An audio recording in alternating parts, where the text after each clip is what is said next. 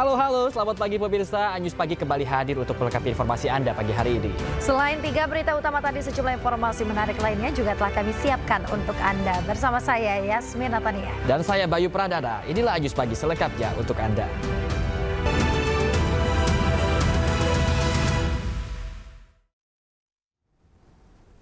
Pemirsa, belasan orang kocar-kacir saat Satuan Intel Kodim 0208 Asahan menggerebek sarang narkoba di Asahan, Sumatera Utara. Belasan orang ditangkap beserta barang bukti narkoba.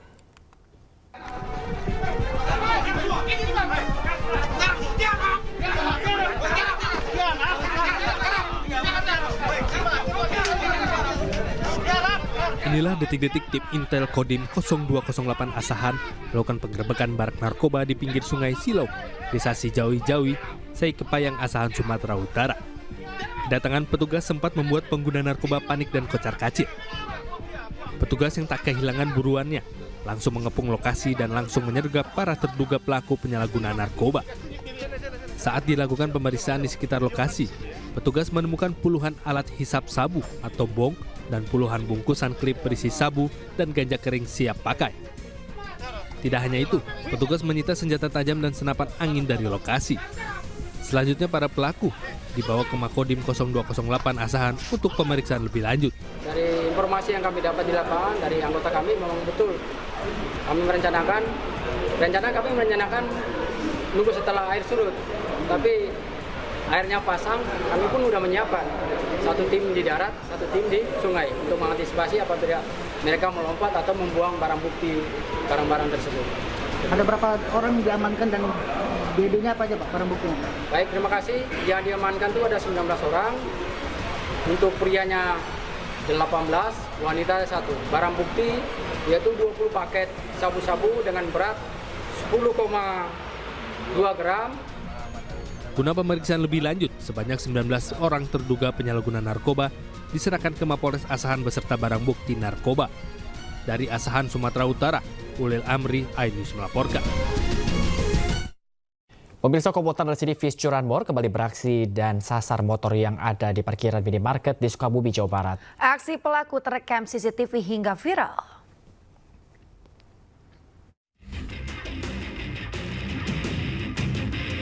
Komplotan curanmor terekam CCTV saat melancarkan aksinya di parkiran minimarket Jalan Perintis Kemerdekaan Cikole, Kota Sukabumi, Jawa Barat. Kedua pelaku sempat berkeliling memantau situasi dan saat dirasa aman, satu pelaku membobol kunci kontak menggunakan kunci letter T. Tak butuh waktu lama, pelaku menggasak dan membawa kabur sepeda motor milik korban. Berdasarkan rekaman CCTV, kedua pelaku, ER dan E, diringkus polisi di wilayah Sukalarang, Kabupaten Sukabumi. Selain itu, petugas juga mengamankan seorang penadah berinisial U di wilayah Warung Kiara. Selain ketiga pelaku, polisi juga menyita barang bukti kunci letter T dan 2 unit sepeda motor. Mencari target sepeda motor yang terparkir di pinggir jalan. Selanjutnya, salah satu pelaku turun dari sepeda motor dan menghampiri target sepeda motor yang akan dicuri. Kemudian mengeluarkan alat berupa kunci T, berikut dengan mata kunci yang ujungnya telah diruncing. Selanjutnya, kedua sepeda motor hasil curian diserahkan kepada pemiliknya. Sementara para pelaku terancam hukuman maksimal 7 tahun penjara. Dari Sukabumi, Jawa Barat, Budi Setiawan, iNews melaporkan. Pemirsa, polisi mengungkap belasan kasus curanmor di berbagai wilayah di Kota Depok, Jawa Barat. Ya, pengungkapan tersebut berkat penelusuran barang bukti rekaman CCTV.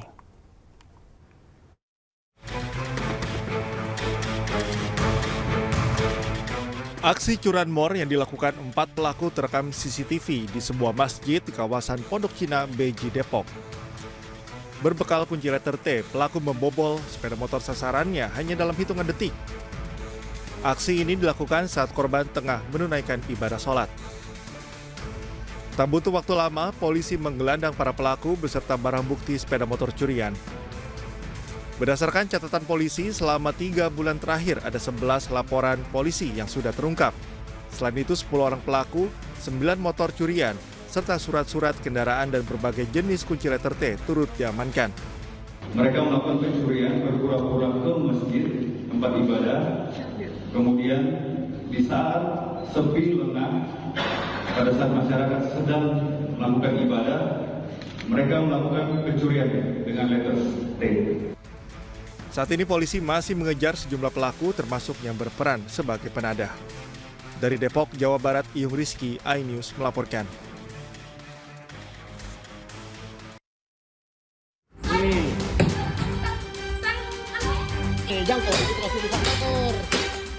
Diduga karena masalah utang piutang, sepasang kekasih terlibat cekcok hingga berujung penganiayaan. Pelaku seorang wanita mengamuk dan membawa sebilah parang terlihat merusak satu unit motor milik korban. Korban yang dianiaya hingga terluka merekam peristiwa hingga viral di media sosial. Dari kejadian yang dialami, korban langsung melaporkan peristiwa tersebut ke Mapores Mamuju Tengah. Pada hari ini, berdasarkan video yang kami... Pemirsa, seorang wanita di Mamuju Tengah, Sulawesi Barat mengamuk dan menganiaya kekasihnya hingga terluka. Diduga aksi penganiayaan dipicu masalah utang piutang.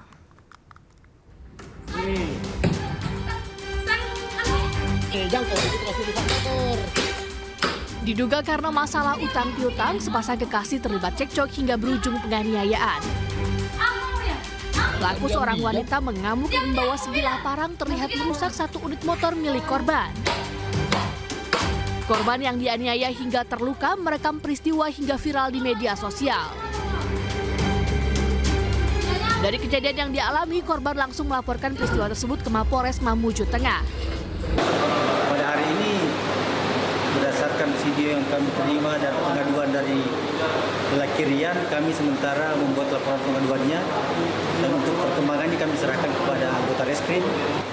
Korban mengalami luka sobek di bagian lutut karena sabetan benda tajam. Hingga kini polisi masih mendalami kasus penganiayaan dan segera memanggil pelaku untuk dimintai keterangan.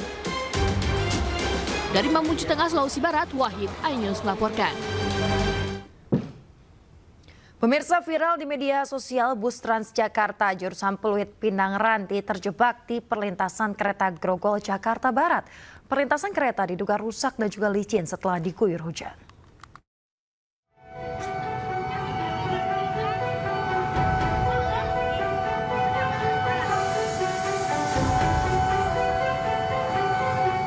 Bus Transjakarta jurusan Pluit Pinang Ranti terekam video amatir terjebak di perlintasan kereta api Grogol, Jakarta Barat.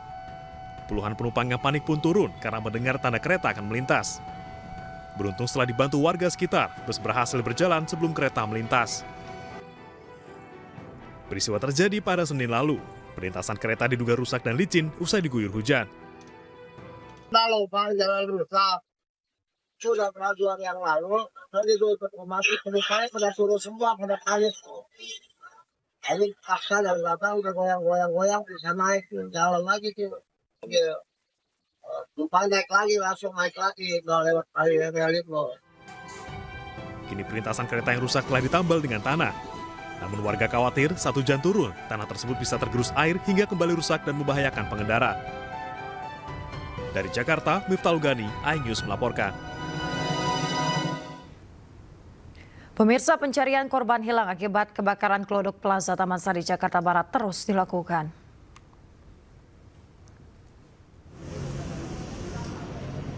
Pemirsa, kemarin fokus pencarian diarahkan ke lantai 8 gedung Glodok Plaza setelah sebelumnya penyisiran dilakukan di lantai 6 dan juga 7. Sebanyak 42 tim gabungan dari Damkar, Kepolisian dan juga BPBD dikerahkan untuk menyisir dan juga mencari para korban. Hingga kini sudah 11 kantong jenazah yang telah dibawa ke Rumah Sakit Polri Kramat Jati untuk proses identifikasi. Sementara itu pemirsa, sebanyak 14 laporan orang hilang telah diterima.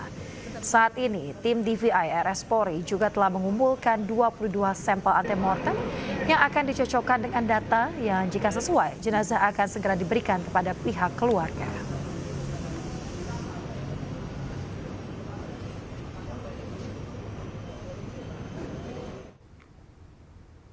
Pemirsa, keluarga salah satu korban kebakaran Glodok Plaza mendatangi lokasi untuk mengamankan kendaraan milik korban. Langkah ini diambil setelah kendaraan tersebut viral di media sosial.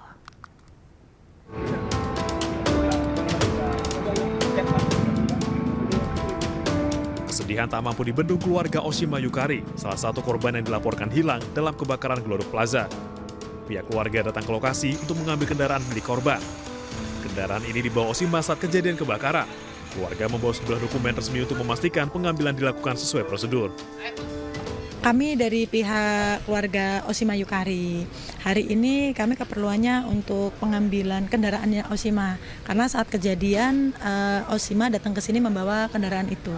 Syarat pengambilan pastinya bukti kepemilikan kendaraan itu ya, apakah itu BPKB atau STNK, ditambah juga bukti bahwa kita itu keluarga, dibuktikan dengan bukti KK bahwa memang kita ada keluarga dengan si Oshima Yukari itu. Awalnya keluarga belum fokus pada kendaraan ini karena masih berharap mendapatkan kabar baik terkait Oshima Yukari. Namun setelah kendaraan tersebut viral di media sosial dan diklaim oleh pihak yang tidak bertanggung jawab, keluarga merasa harus mengamankannya. Dari Jakarta, Wenda Dura, Indra Purnama, Miftahul Gani, iNews melaporkan. Pemirsa, 2 orang tewas akibat ditabrak city car yang melaju ke ugalan di Sampang, Madura, Jawa Timur. Ironisnya, korban merupakan ibu dan juga anak.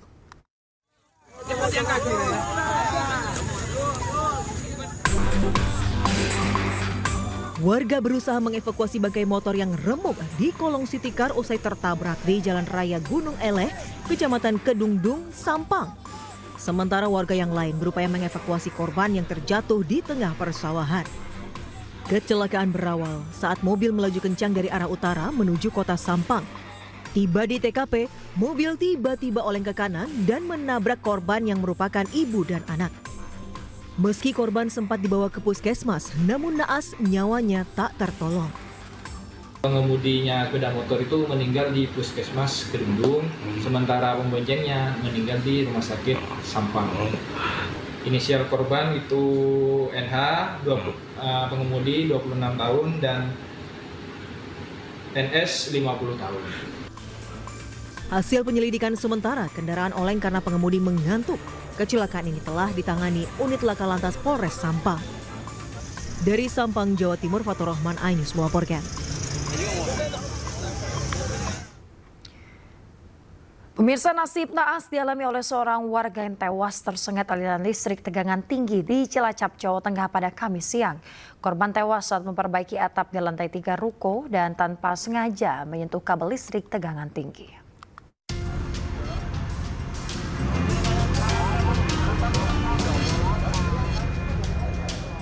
Warga digegerkan dengan penemuan jasad Irawan, 40 tahun, yang tewas tersengat aliran listrik bertegangan tinggi di Jalan Kauman, Kelurahan Tegareja, Cilacap, Jawa Tengah. Korban tewas saat melakukan pekerjaan memperbaiki atap sebuah ruko.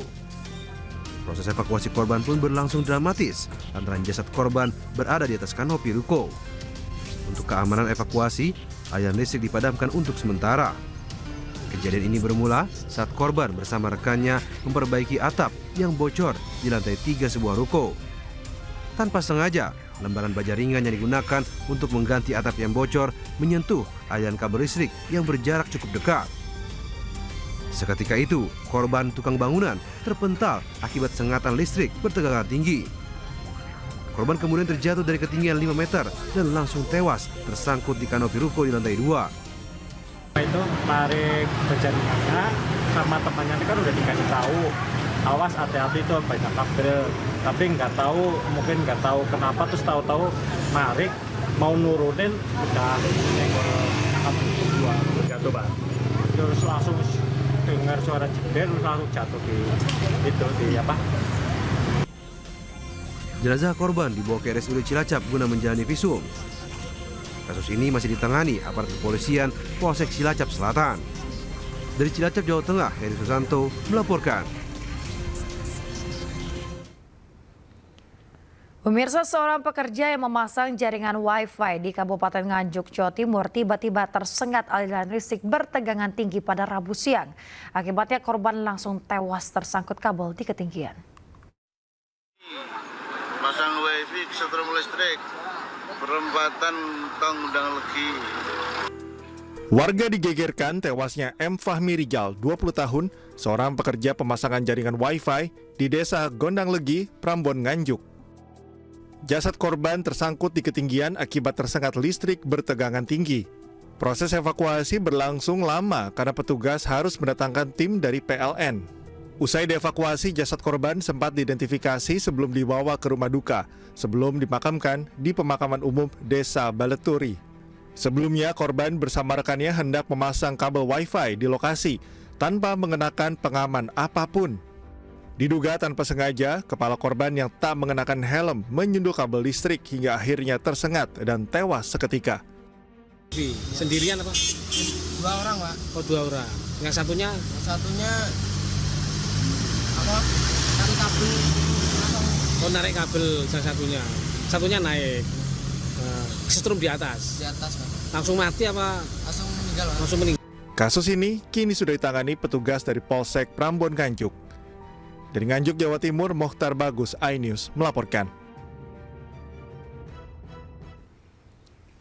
Pemirsa, warga Ngawi, Jawa Timur digegerkan dengan penemuan jasad seorang wanita di dalam koper di tempat pembuangan sampah.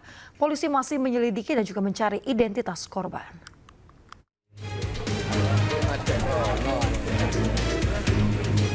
Warga Desa Dadapan, Kecamatan Kendal, Ngawi, Jawa Timur digegerkan dengan penemuan jasad wanita di dalam sebuah koper. Koper tersebut sebelumnya terbungkus karung yang menyerupai paket ekspedisi, ditemukan di selokan tempat pembuangan sampah akhir. Warga yang pertama kali menemukan awalnya curiga adanya paket di dalam selokan saat membuang sampah. Karena susah dipindahkan, warga akhirnya melapor ke polisi. Tim identifikasi Satreskrim Polres Ngawi yang datang ke lokasi langsung membuka koper dan mendapati jasad wanita dalam posisi meringkuk. Terus ternyata kopernya terkunci kan? Kopernya terkunci, akhirnya penasaran juga kita buka di kancingnya itu, karena ada kain itu, kita gunting, terus pas kita buka sedikit kok ada selimut, kebetulan ada semacam bercak darah, akhirnya kita berhenti di situ. Polisi sudah mengolah tempat kejadian perkara dan tidak menemukan identitas korban. Tadi memastikan itu manusia apa enggak, ya manusia gitu aja. Ciri-ciri gimana Bu? Perempuan lagi? Kalau kemungkinan besar ya tadi perempuan. Ya, soalnya dari tadi ada ketemu sendal perempuan, terus bagian bahu yang kelihatan bagian bahu ada bentuknya tuh mengarah ke perempuan. Perkiraan umur berapa? Dari Ngawi ya. Perkiraan umur berapa? Perkiraan Bu? Nggak bisa memastikan, belum bisa memastikan. Tapi kelihatannya anak-anak apa sudah dewasa Bu kelihatannya? Dewasa. Saat ini, jasad wanita yang belum diketahui identitasnya tersebut diotopsi di RSUD Suroto, Ngawi. Dari Ngawi, Jawa Timur, Asfi Manar, iNews melaporkan.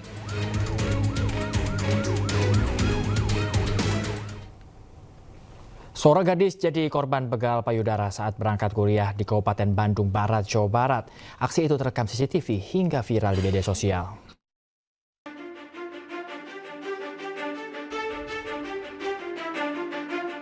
Kamera CCTV merekam korban LR saat berjalan untuk berangkat kuliah di samping Pasar Batu Jajar, Desa Batu Jajar Barat, Bandung Barat. Saat korban berpapasan dengan pelaku pun tiba-tiba melakukan tindak asusila dengan meraba bagian dada korban. Aksi asusila ini pun viral di media sosial. Akibat kejadian ini, korban syok hingga keluarga melaporkannya ke polisi. Pelaku pun diamankan untuk dilakukan proses mediasi. Hasil pemeriksaan, pelaku ternyata mengalami gangguan kejiwaan dan dibuktikan dengan diagnosis surat dari keluarga dan pihak terkait. Untuk pelaku yang saat ini memang sudah ada di Mako Polsek Batu Jajar. Kemudian perlu diketahui bahwa pelaku mengalami gangguan kejiwaan dan ini dibuktikan. Usai kejadian, warga mengimbau agar selalu berhati-hati terutama saat beraktivitas di luar rumah. Dari Kabupaten Bandung Barat, Jawa Barat, Yono Wahyu, iNews melaporkan. Seorang petugas keamanan sebuah perumahan di Sidoarjo, Jawa Timur nekat mencabuli seorang bocah perempuan berusia 8 tahun. Ironisnya, korban adalah anak warga perumahan tersebut.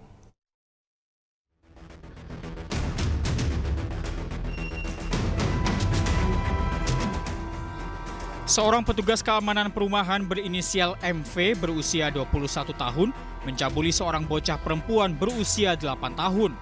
Korban adalah salah satu anak warga di perumahan tempat pelaku bekerja di Sidoarjo, Jawa Timur. Ironisnya, aksi bejat itu dilakukan di kamar mandi yang ada di dalam pos satpam. Pelaku mengaku nekat mencabuli korban yang masih duduk di kelas 3 SD ini karena nafsu akibat sering menonton video porno. Dalam melakukan aksinya, pelaku membujuk korban agar mau masuk ke pos security untuk diberi mainan. Namun begitu masuk pos security, korban diajak masuk kamar mandi dan dicabuli oleh pelaku. Aksi bejat pelaku ini sendiri terungkap setelah korban melapor ke orang tuanya dan kemudian ditindaklanjuti oleh petugas kepolisian. Pelaku bertemu dengan korban di sebuah perumahan, dengan korban diodayu di sebuah kamar mandi, diiringi hadiah. Di situlah mereka ulangi pelaku ini dalam 3 bulan kemudian kelamin dari anak. Untuk kepentingan pemeriksaan lebih lanjut, saat ini pelaku telah diamankan di Polresta Sidoarjo. Dari Sidoarjo, Jawa Timur, Pramono Putra, iNews melaporkan. Ya, pemirsa jangan kemana-mana, iNews Pagi akan kembali usai jeda berikut, tetaplah bersama kami.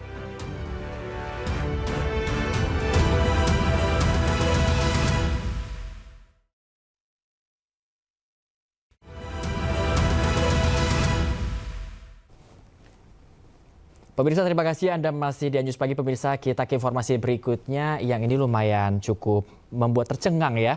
Di mana ini ada seekor babi hutan pemirsa yang berukuran cukup besar. Ini masuk ke dalam masjid di Cianjur, Jawa Barat. Iya, pemirsa, kejadian tersebut membuat panik warga sekitar. Ayah bagong, ayah bagong.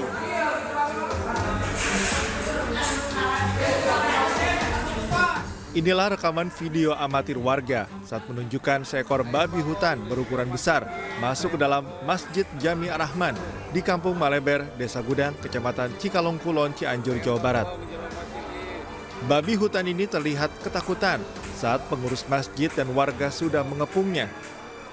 Bahkan babi hutan ini juga nyaris beberapa kali menyerang pengurus masjid dan warga saat mencoba mengusir keluar.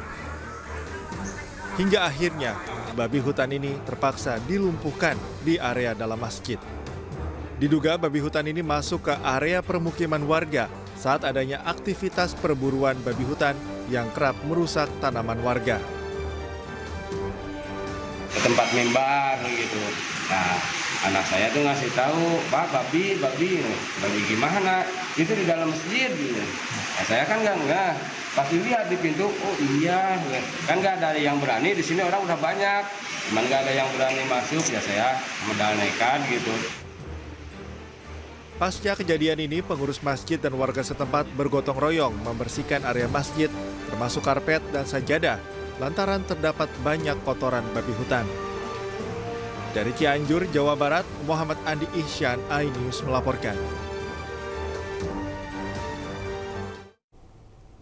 Pemirsa, TNI Angkatan Laut bersama nelayan berhasil membongkar pagar laut sepanjang 9 km di pesisir utara Tangerang, Banten. Pembongkaran diharapkan bisa rampung dalam 2 hingga 5 hari ke depan. Tugas gabungan dari TNI Angkatan Laut, Kementerian Kelautan dan Perikanan, Bakamla hingga nelayan kembali membongkar pagar bambu di pesisir utara Tangerang sejak Kamis pagi. Kapal dan perahu karet digunakan untuk membongkar pagar yang membentang sepanjang 30 km ini. Sejauh ini sepanjang 5 km bambu sudah dibongkar dan total sudah 9 km yang dibongkar dalam 3 hari. Pembongkaran diharapkan dapat rampung dalam 2 hingga 5 hari ke depan.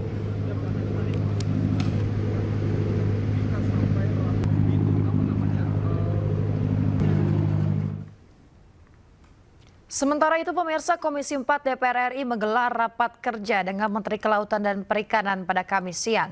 Rapat tersebut membahas terkait polemik pagar laut.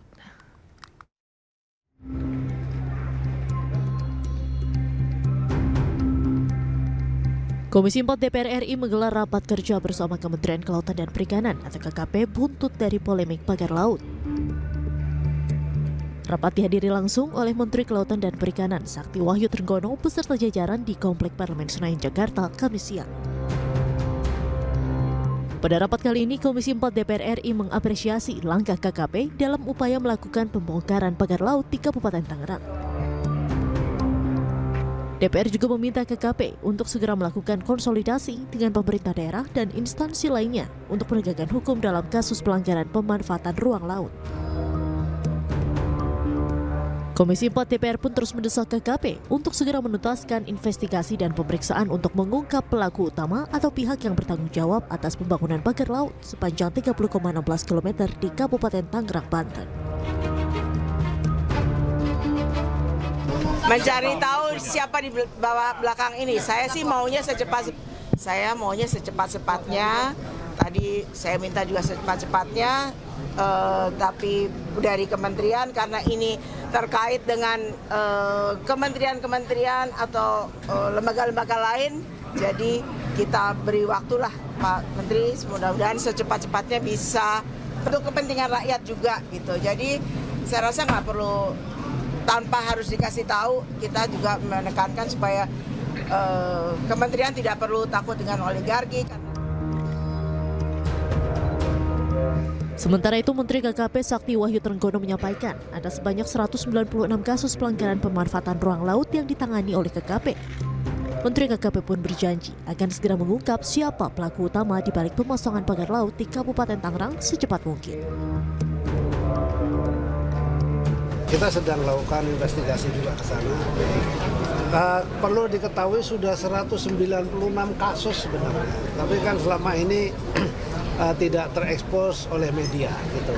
Nah, kemudian di Jakarta ini menjadi sangat sensitif karena situasinya kan sedemikian rupa ya. Jadi tapi kan kita juga langsung bertindak. Jadi begitu itu terjadi kita langsung bertindak seperti yang kami janjikan kepada Komisi 4 DPR RI. Kita akan secepat mungkin untuk mengungkap sesuai dengan kewenangan kita. Kewenangan kita adalah memeriksa dari aspek administratif. Sampai tadi keluar satu kesimpulan bahwa ada baiknya juga kemudian undang-undang yang berkaitan dengan kelautan ini kemudian dilakukan sinkronisasi. Sebelumnya pemasangan pagar laut di Kabupaten Tangerang, Banten ini menuai polemik. Pagar laut bambu yang membentang sepanjang 30,16 km ini sebelumnya sudah dilaporkan sejak bulan Agustus 2024 silam. Dari Jakarta, tim liputan iNews melaporkan.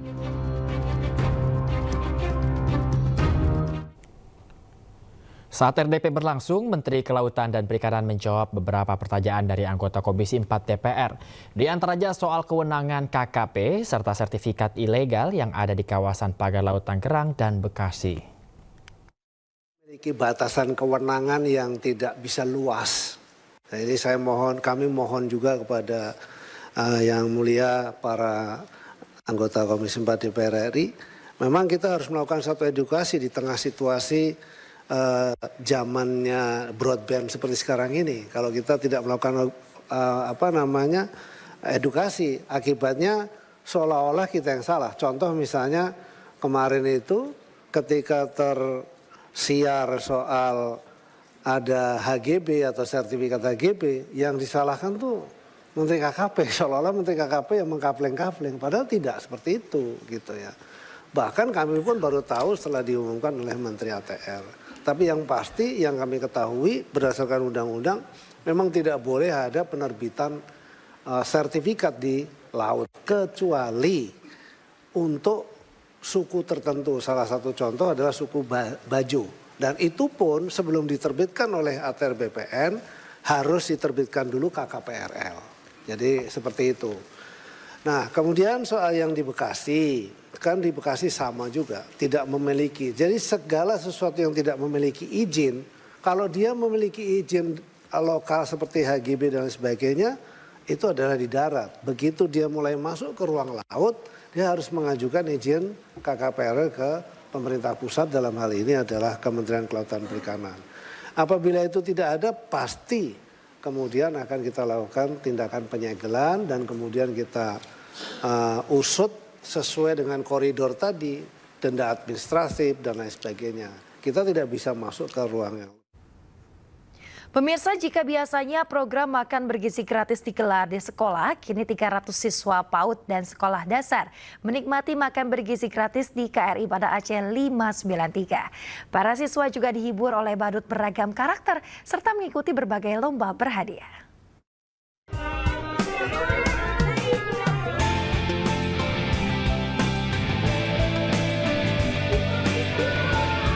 TNI Angkatan Laut dari Satuan Komando Lintas Laut Militer menggelar program makan bergizi di KRI Banda Aceh 593 yang tengah bersandar di dermaga Mako Kolin Lamil, Tanjung Priuk, Jakarta Utara.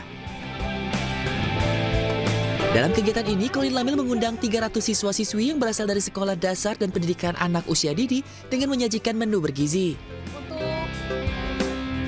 Terdiri dari nasi, perkedel, capcay, tahu, susu, dan pisang.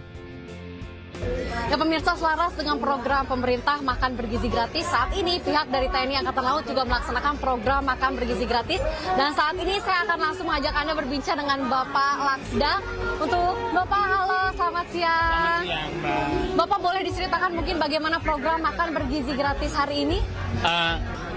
Jadi makan bergizi ini tidak hanya makan bergizi saja, Mbak. Jadi memang mereka ada program kunjungan anak-anak sekolah.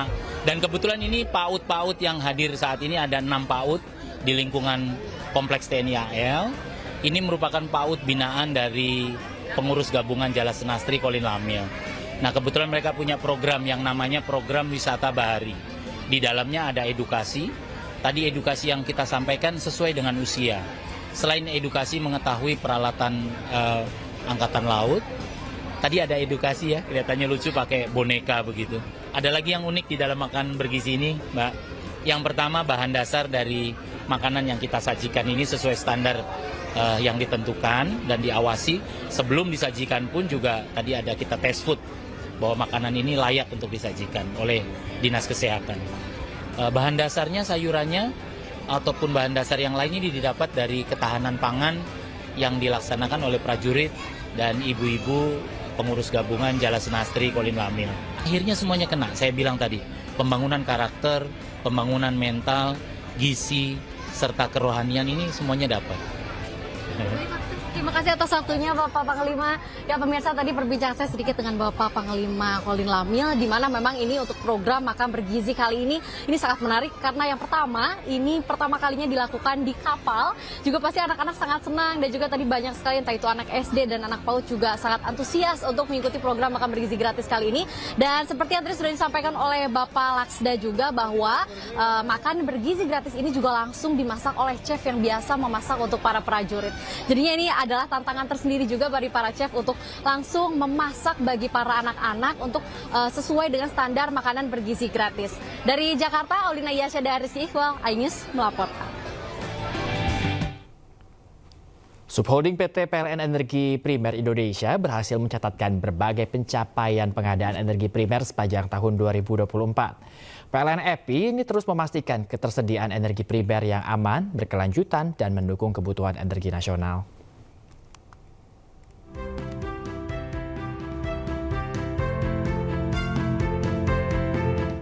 Untuk mendukung transisi energi, PLN EPI membuat terobosan di tahun 2024 dengan memperkuat rantai pasok biomasa, di mana PLN EPI berhasil menyediakan 1,6 juta ton biomasa untuk program co-firing pada 46 pembangkit listrik tenaga uap atau PLTU. Jumlah ini menunjukkan peningkatan signifikan dibandingkan tahun 2023 di angka 1 juta ton. Di tahun 2025 sendiri, meski dihadapkan dengan berbagai tantangan baru dalam pengadaan energi, terutama akibat fluktuasi harga gas, BBM, dan batubara, namun PLN EPI berkomitmen untuk mendukung kebutuhan listrik nasional tetap kokoh dengan dukungan dari pemerintah, melalui koordinasi dengan Kementerian ESDM agar pasokan batubara hingga gas aman. Kurang lebih di 47 pembangkit yang melakukan program co-firing biomasa. Dan saya kira ini mengalami peningkatan cukup signifikan jika dibandingkan tahun 2023 untuk biomasa hanya 1 juta, saat tahun ini kita sudah mencapai 1,64 juta tersebut. Lantas bagaimana di 2025? Saya kira 2025 memang menjadi tantangan tersendiri di tengah kondisi pengadaan energi primer yang saat ini kita tahu bahwa baik harga gas maupun harga BBM mengalami kenaikan cukup signifikan, begitu juga terkait dengan harga batu bara juga yang masih cukup tinggi. Memang ini menjadi salah satu tantangan bagi PLN IP untuk bisa menyediakan security of supply bagi pembangkit milik PLN. Harganya masih cukup tinggi dan juga sehingga kebijakan demo ini masih tetap kita butuhkan. Kita masih membutuhkan support dari pemerintah terkait dengan batu bara.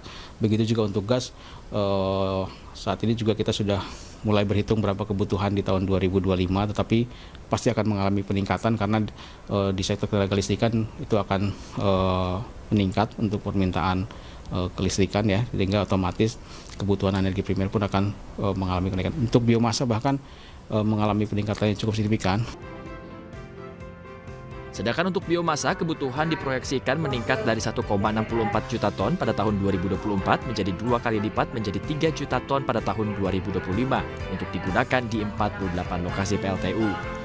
Hal ini guna memastikan program transisi energi terus berjalan. Dari Jakarta, Adi Firmansyah, iNews melaporkan.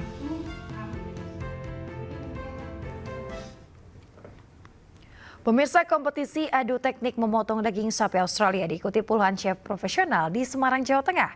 Meskipun terbiasa mengolah aneka makanan, tetapi para chef mengaku tertantang untuk mengolah daging sapi berkualitas tinggi.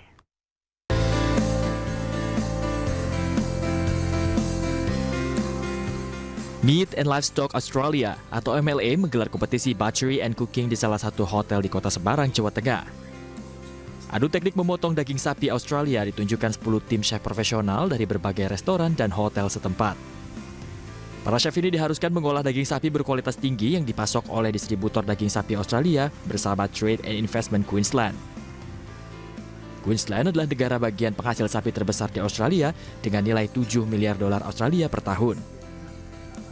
50% atau sebanyak 13.000 peternak sapi berada di negara bagian ini dan telah diekspor ke 60 negara termasuk di Indonesia. Kami percaya bahwa konsumen Indonesia akan menghargai daging sapi Queensland yang berkualitas tinggi dan diproduksi sesuai dengan prinsip keberlanjutan. Kampanye ini bukan sekedar perayaan produk unggul kami, tetapi juga penguatan hubungan perdagangan yang telah terjalin erat antara Queensland dan Indonesia. Meskipun terbiasa mengolah berbagai jenis makanan, puluhan chef profesional ini mengaku tertantang untuk memberikan penampilan terbaiknya dalam mengolah daging sapi kualitas tinggi ini. Daging sapi Australia dijaga kualitasnya sejak awal hingga pengirimannya, sehingga rasanya tidak berubah dan nutrisinya terjaga. Pemerintah Australia juga memberikan yang namanya sertifikat kesehatan, sertifikasi halal. Kami juga sampai di Indonesia ada yang namanya karantina hewan. Setiap dokumen-dokumen itu diperlukan pada waktu daging sampai ke Indonesia untuk memastikan bahwa tidak ada lagi penyakit seperti penyakit kuku mulut, penyakit yang tidak diinginkan untuk dimasuk dalam Indonesia. Daging marbling ini sebenarnya karena proses pemberian makannya dan juga dari jenis bibitnya sehingga menghasilkan daging yang berkualitas. Ya, di Australia, Meat and Livestock Australia ataupun daging sapi Australia ini dijaga kualitasnya mulai dari sapi itu lahir maupun dari cara pakannya dan juga sampai proses pemotongan dan juga pengiriman ke berbagai negara. Kompetisi tahunan juru masak restoran dan hotel di Semarang ini diharapkan dapat menampilkan bakat chef Indonesia serta memperdalam pengetahuan tentang daging sapi asal Australia. Dari Semarang, Jawa Tengah, Kristadi, iNews melaporkan. Pemprov Kalimantan Timur untuk pertama kalinya akan menyelenggarakan turnamen maraton internasional bertajuk Maratuaran 2025. Diselenggarakan Kabupaten Berau, ajang ini menggabungkan kegiatan olahraga sekaligus mempromosikan pariwisata setempat.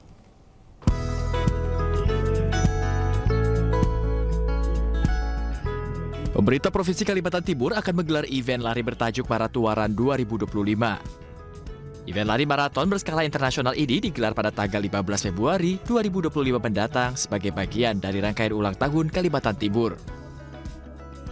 Tidak hanya sebagai kegiatan olahraga saja, event Maratuaran 2025 ini digelar untuk memperkenalkan Pulau Maratua kepada wisatawan baik domestik ataupun mancanegara sebagai destinasi wisata premium yang menarik sekaligus pilihan destinasi sports tourism unggulan. Event Maratua Run 10 dan 5K di Pulau Maratua. Kesiapan peserta dan juga langkah-langkah sudah kita lakukan dan akan kita lakukan tadi sudah tersampaikan kepada teman-teman media.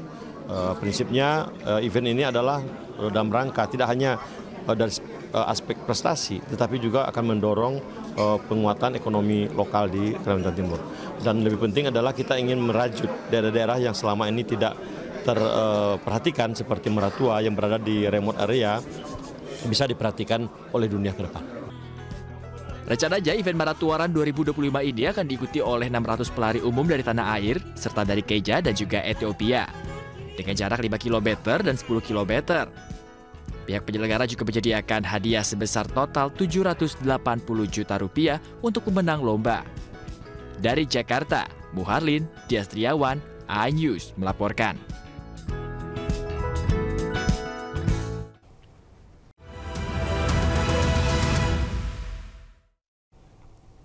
Terima kasih Anda masih di News Pagi pemirsa. Kita ke informasi berikutnya, di pada ada 6 mahasiswa dari Universitas Hasanuddin Makassar diterjang air bah saat tengah melakukan survei lokasi untuk kegiatan berkemah di Maros, Sulawesi Selatan. Ya pemirsa, akibat kejadian tersebut 2 mahasiswa ditemukan tewas dan 1 korban hilang.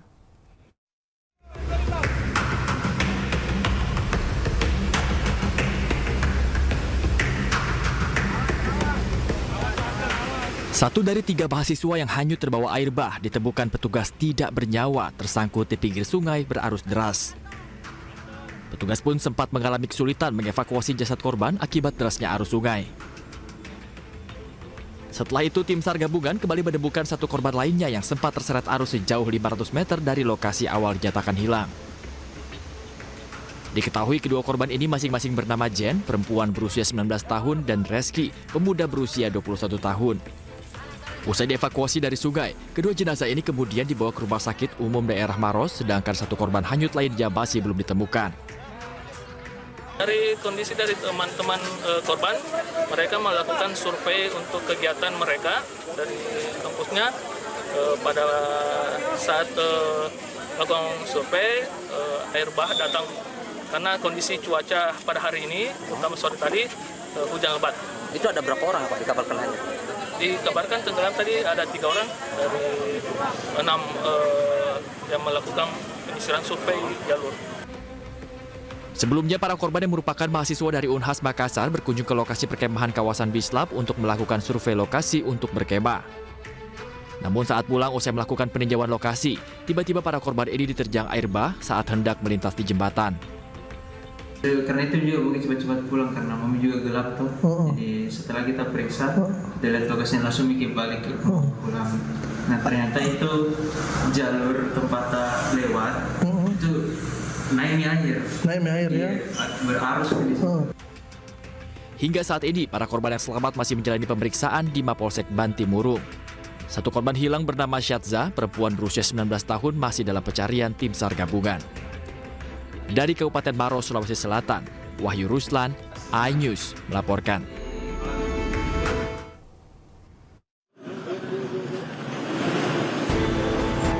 Pencarian korban longsor di Kecamatan Petung Kriono, Pekalongan, Jawa Tengah terus dilakukan. Tim SAR gabungan kembali mengevakuasi 1 jenazah dari lokasi tanah longsor yang ditemukan di area persawahan.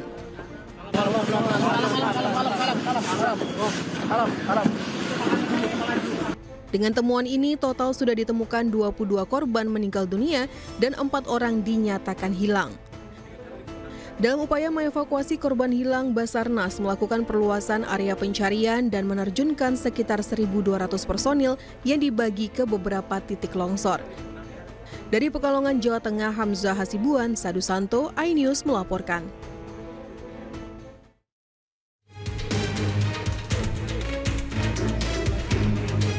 Hari ketiga operasi pencarian orang hilang, tim SAR gabungan kembali menemukan satu jenazah korban bencana tanah longsor di Kecamatan Petung Kriono, Kabupaten Pekalongan, Jawa Tengah.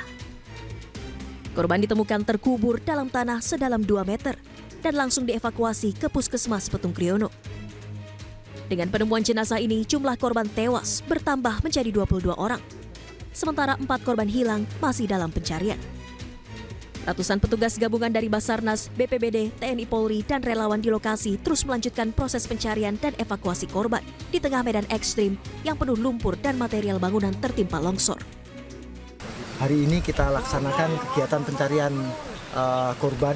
Tadi masih kita lihat di seputaran itu ada bau-bau. Mudah-mudahan sebelum cuaca sudah mendung,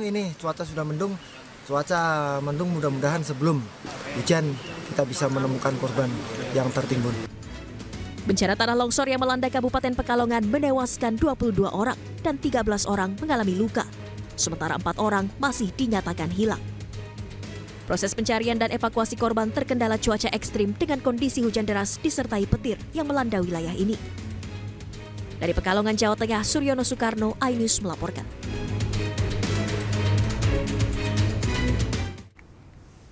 Pemirsa, untuk mengetahui informasi terkini terkait longsor di Pekalongan, Jawa Tengah, kami telah terhubung dengan rekan Hamzah Hasibuan. Selamat pagi Hamzah, sejauh ini ada berapa data korban yang masih dinyatakan hilang dan bagaimana rencana lanjutan proses pencarian para korban?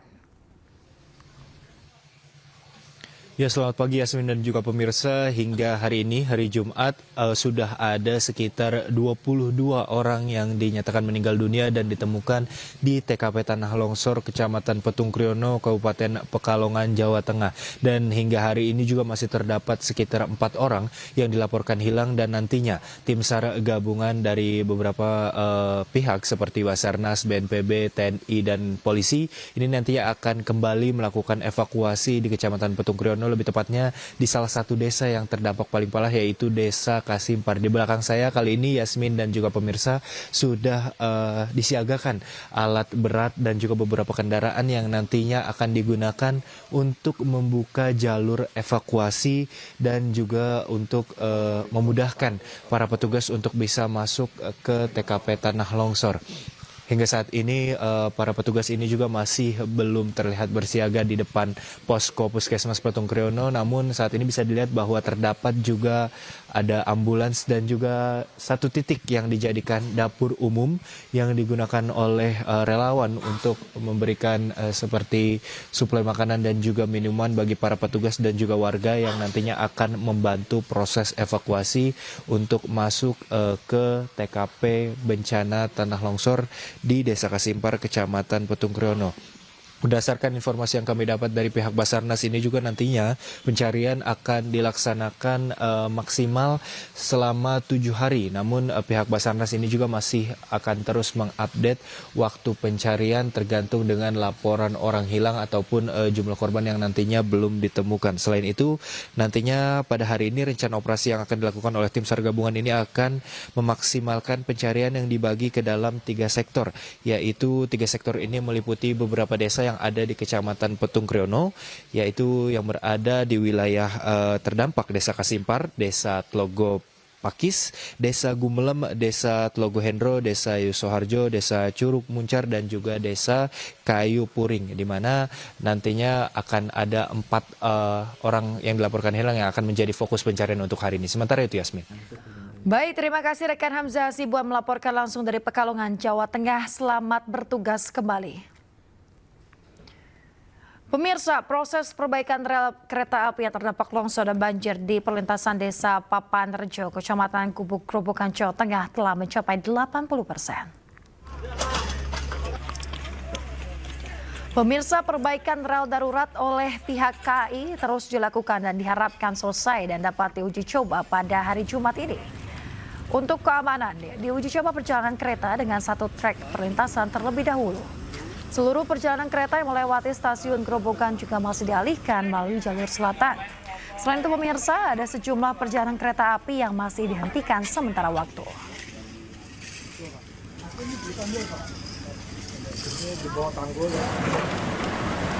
Sementara itu pemirsa, proses perbaikan tanggul Sungai Tuntang di Kecamatan Kebon Agung, Demak, Jawa Tengah terus berlangsung. Petugas dari Balai Besar Wilayah Sungai Pemali Juwana bekerja cepat siang hingga malam pemirsa. Hal itu guna mengantisipasi banjir susulan mengingat kawasan hulu sungai masih terjadi curah hujan tinggi.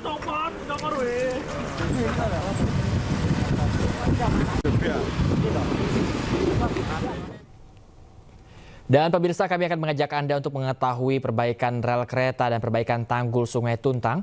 Kita sudah bergabung bersama dengan Rustaman Nusantara di Grobogan, Jawa Tengah dan Sukma Wijaya di Demak, Jawa Tengah. Kita akan ke Rustaman terlebih dahulu. Selamat pagi Rustaman, seperti apa perkembangan perbaikan rel kereta di sana? Apakah sudah bisa dilintasi?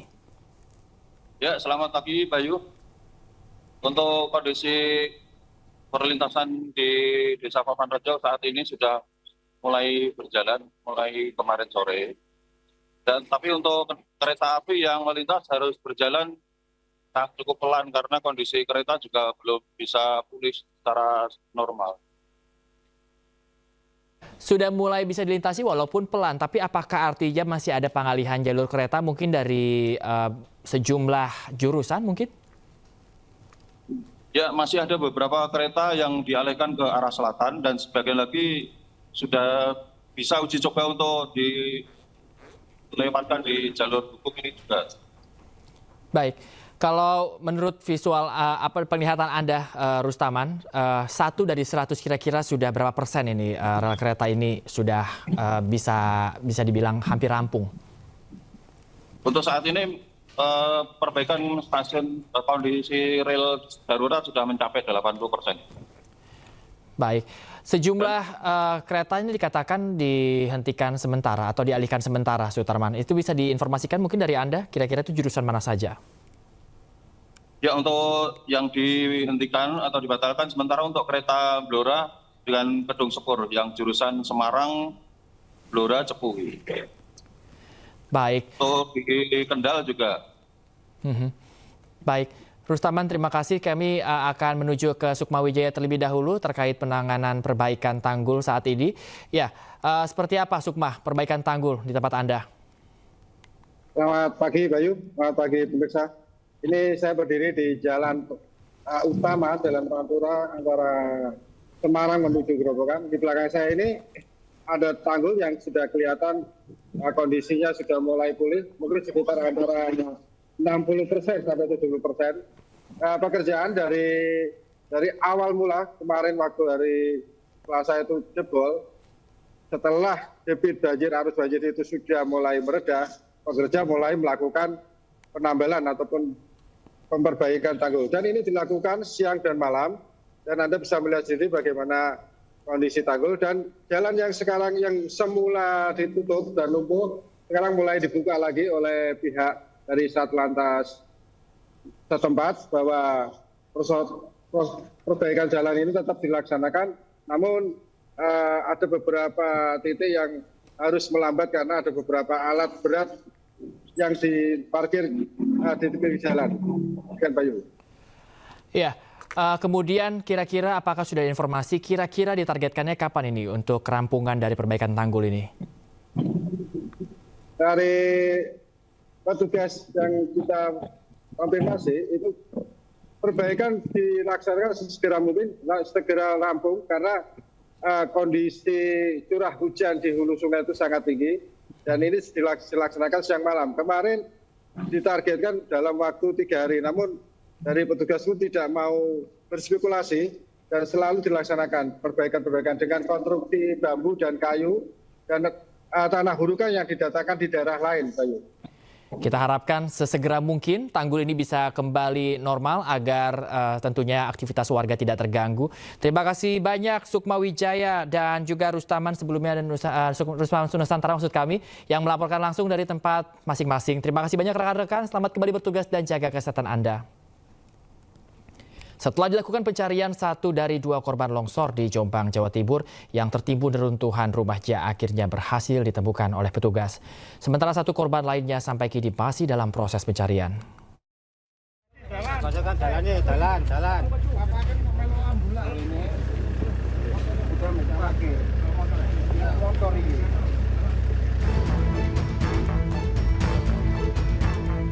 Dengan menggunakan alat berat, petugas melakukan pencarian terhadap 2 dari 5 korban yang tertimbun tanah longsor di Desa Sambirejo, Kecamatan Wonosalam, Kabupaten Jombang, Jawa Timur. Kedua korban yang dicari diantaranya Ismail, 58 tahun, dan putrinya, Nadine, 9 tahun. Sementara itu, 3 korban lainnya yang juga tertimbun sudah ditemukan lebih awal dalam kondisi luka dan sudah dilarikan ke rumah sakit. Setelah beberapa jam melakukan pencarian, petugas akhirnya menemukan korban Nadine dalam kondisi meninggal dunia. Korban ditemukan tertimbun reruntuhan rumah dan tanah sedalam 3 meter. Jenazah pun langsung dibawa ke Puskesmas Wonosalam untuk dilakukan visum. Jadi alhamdulillah dari hasil pencarian kita sudah berhasil menemukan 1 korban atas nama Nadine, 9 tahun, dan sudah kita serahkan ke petugas medis untuk dievakuasi ke rumah sakit. Si korban sedang membangunkan orang tuanya karena melihat kondisi bahaya longsor. Tapi korban malah terkena. Karena terlambat, mungkin ayahnya juga mungkin karena tertidur sulit, akhirnya keduluan. Saat ini masih ada 1 korban lagi yang masih harus dicari oleh petugas. Untuk memudahkan proses pencarian, petugas berencana akan mendatangkan lagi 1 unit alat berat yang lebih besar, mengingat area longsor sangat luas dan ketebalannya mencapai 5 hingga 7 meter. Dari Jombang, Jawa Timur, Mukhtar Bagus, iNews melaporkan. Pemirsa, tangis histeris menyambut kedatangan 4 jenazah warga Magetan yang tewas tertimbun longsor di Denpasar, Bali 3 hari yang lalu. Korban merupakan para buruh bangunan yang berasal dari desa yang sama.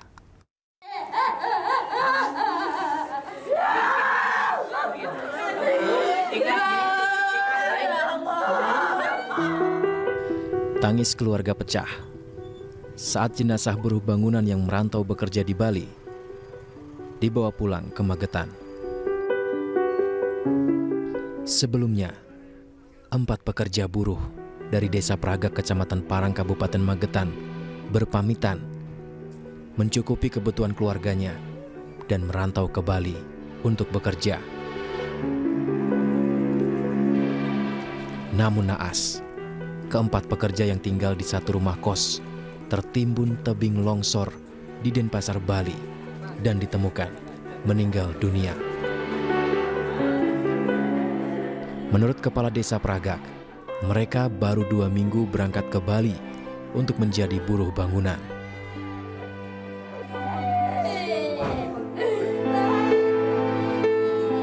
Kalau warga sini, kalau di rumah itu longgar pekerjaan, tidak ada. Biasa itu mencari tambahan lah untuk ke sana, mencari sampingan pekerjaan di Bali, merantau. Ya selalu tujuannya untuk mencukupi kebutuhan daripada keluarga. Ratusan warga desa kemudian mensolatkan para jenazah di masjid desa sebelum mengiringinya ke pemakaman desa.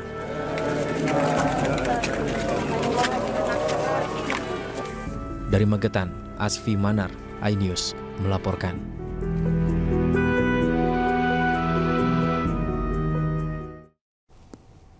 Pemirsa, pencarian korban hilang akibat kebakaran Glodok Plaza, Taman Sari, Jakarta Barat terus dilakukan. Kemarin fokus pencarian diarahkan ke lantai 8 gedung Glodok Plaza setelah sebelumnya penyisiran dilakukan di lantai 6 dan 7. Sebanyak 42 tim gabungan dari Damkar, Kepolisian dan BPBD dikerahkan untuk menyisir dan pencarian korban. Hingga kini sudah 11 kantong jenazah yang telah dibawa ke Rumah Sakit Polri Kramat Jati untuk proses identifikasi. Sementara itu sebanyak 14 laporan orang hilang telah diterima. Saat ini tim DVI RS Polri juga telah mengumpulkan 22 sampel antemortem yang akan dicocokkan dengan data yang jika sesuai, jenazah akan segera diberikan kepada pihak keluarga.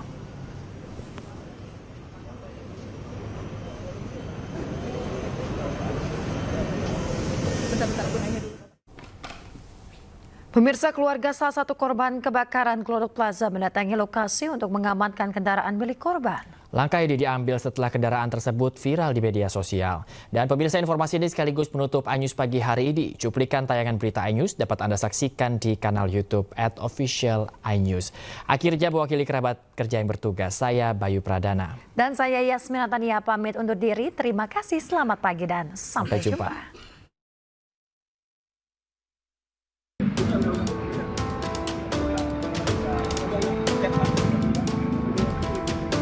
Kesedihan tak mampu dibendung keluarga Oshima Yukari, salah satu korban yang dilaporkan hilang dalam kebakaran Glodok Plaza. Pihak keluarga datang ke lokasi untuk mengambil kendaraan milik korban. Kendaraan ini dibawa Oshima saat kejadian kebakaran. Keluarga membawa sejumlah dokumen resmi untuk memastikan pengambilan dilakukan sesuai prosedur. Kami dari pihak keluarga Oshima Yukari, hari ini kami keperluannya untuk pengambilan kendaraannya Oshima. Karena saat kejadian Oshima datang ke sini membawa kendaraan itu. Syarat pengambilan pastinya bukti kepemilikan kendaraan itu ya, apakah itu BPKB atau STNK, ditambah juga bukti bahwa kita itu keluarga, dibuktikan dengan bukti KK bahwa memang kita ada keluarga dengan si Oshima Yukari itu. Awalnya keluarga belum fokus pada kendaraan ini karena masih berharap mendapatkan kabar baik terkait Oshima Yukari. Namun setelah kendaraan tersebut viral di media sosial dan diklaim oleh pihak yang tidak bertanggung jawab, keluarga merasa harus mengamankannya. Dari Jakarta, Wenda Dura, Indra Purnama, Miftahul Gani, iNews melaporkan.